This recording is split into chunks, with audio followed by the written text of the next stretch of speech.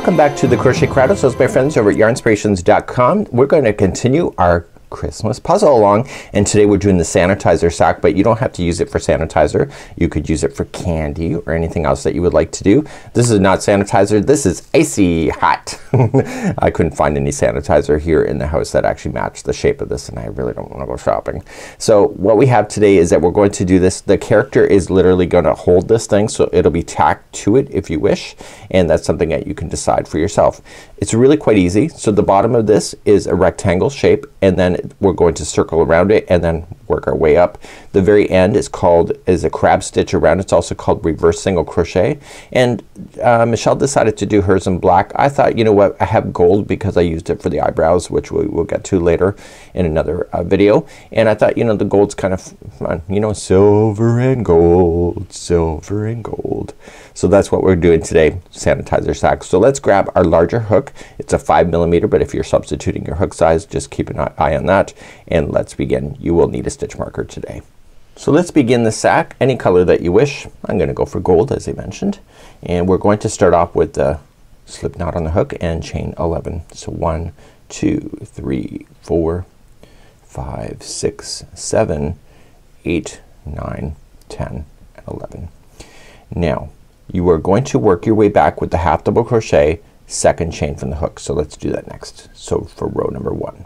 Row number 1, second chain from the hook, so just count back, so 1 and 2, and half double crochet yourself going back across your chain. So stay on the back hump of the chain, it just looks nicer, and I will see you at the end of this row. This is row number 1.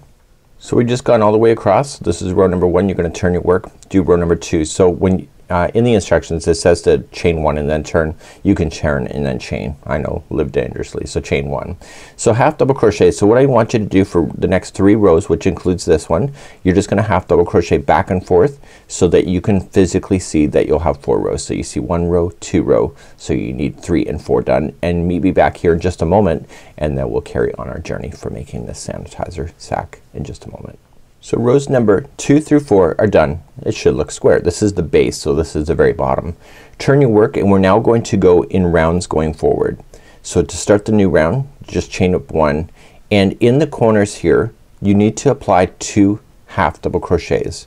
So each corner should have 2 half double crochets so that you have an expansion, and then the rest of it is just half double crochet across, except for the last one, and that'll be 2. Just bear with me for a second. I got more instructions.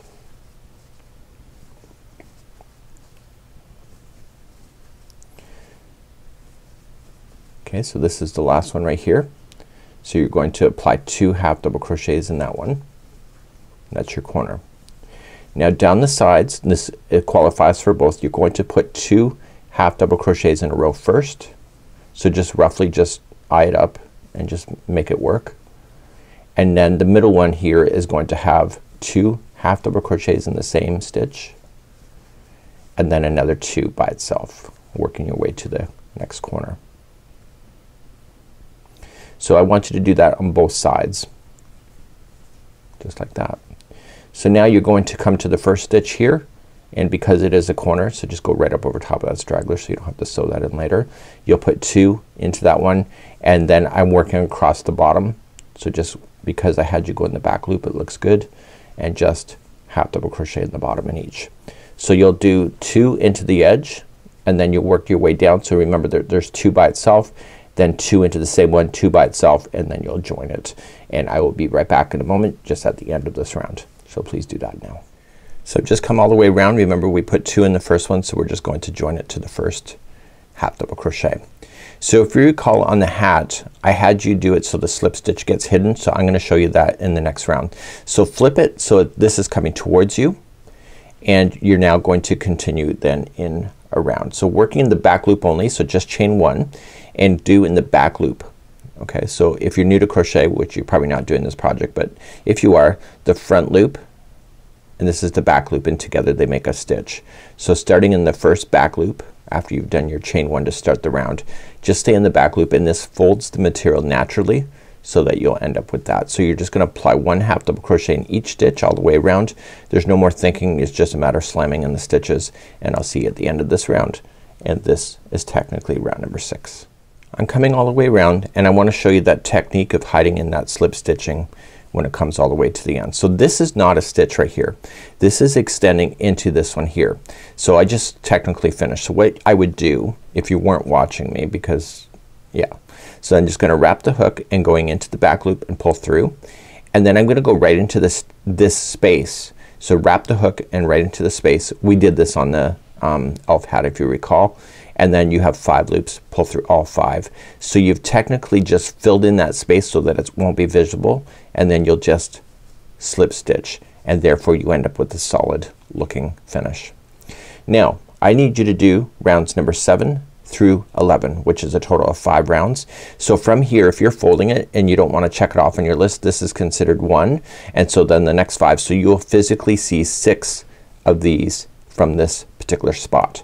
So when you start the next one, just chain up 1 and go in the regular stitch and then go all the way around with half double crochets now. And as I just showed you about filling in the space, so here this is not a stitch. So this is the last one. So you'll put this one and this one together with what I just showed you, and therefore you won't have any spaces on the corners.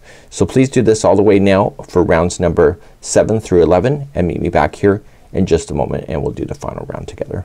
So I'm coming up to the final round and I'm just putting my last little secret tip there and joining it to the first. So we just have one more round to do. So you'll see that you can count from this line is 1, 2, 3, 4, 5, 6. So that you can see the 6 lines there.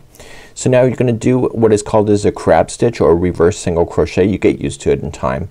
You're gonna chain up 1 and then advance to the stitch that is right underneath it, and then yarn over, pull through, and then pull through 2. Then go backwards. So go in the direction of the hook, scoop and pull through 2. So next one, scoop and pull through 2, and you're gonna do this all the way around. I'm gonna show you a little technique of fastening this off in just a second, and to making sure that it looks even around, because I've done this in the past before and I really screwed up how I finish. So it always looks terrible how you finish if you don't do it right. So I'll show you how to do that in just a moment. I'm coming around the corner and I'm about to finish. So I want to make sure that I get into every stitch that is possible, and I just have one more to do. Now this is where I'm going to fasten off. So just put this aside for a second and just cut your yarn and pull through the final 2. Now the goal is to make this look like it belongs there. And so I'm gonna throw this through a tapestry needle and turn it to the inside so you can see it, and take this yarn and drag it underneath this crab stitching. And when you pull, only pull the yarn that you need. I've left too long of a straggler here. Pull the other one. Okay, and when I pull, I want to just keep pulling until it looks like it belongs. It's pretty close. Once you've done that, then you can safely go back in the other direction through a slightly different path.